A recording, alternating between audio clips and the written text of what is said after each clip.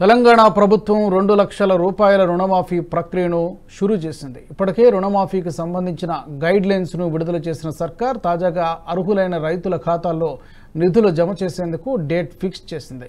ఈ నెల 18వ తేదీ నుంచి రుణమాఫీ ప్రక్రియను ప్రారంభిస్తామని తెలిపింది. ఈ క్రమంలో రుణమాఫీపై వ్యవసాయ శాఖ మంత్రి తుమ్మల నాగేశ్వరరావు కీలక వ్యాఖ్యలు చేశారు. ఎమ్మెల్యేలు, ఐఏఎస్లు, ఉన్నతాధికారులకు రుణమాఫీ ఉండదని తేల్చి చెప్పారు. ఇక రేషన్ కార్డు నిబంధనపై నెలకొన్న గందరగోళానికి కూడా మంత్రి తుమ్మల క్లారిటీ ఇచ్చారు. అర్హులైతే రేషన్ కార్డు లేకున్నా రుణమాఫీ చేస్తామని స్పష్టం చేశారు. రేషన్ కార్డు కేవలం రైతు కుటుంబ నిర్ధారణ కోసం మాత్రమేనని పేర్కొన్నారు.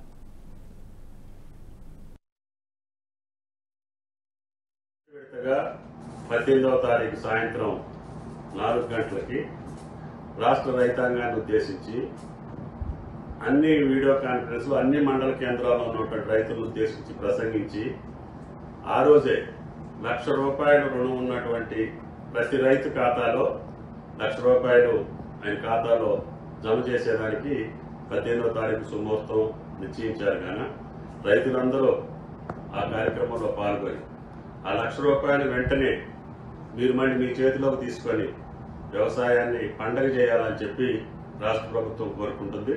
మిగతా ₹1,00,000 కూడా అతి కొద్ది రోజుల్లోనే మీ ఖాతాలోకి జమ చేసేదానికి రాష్ట్ర ప్రభుత్వం సర్వశక్తులు వడ్డీ మాట నిలుపుకోవడం కోసం ప్రయత్నం చేస్తుందని చెప్పారు.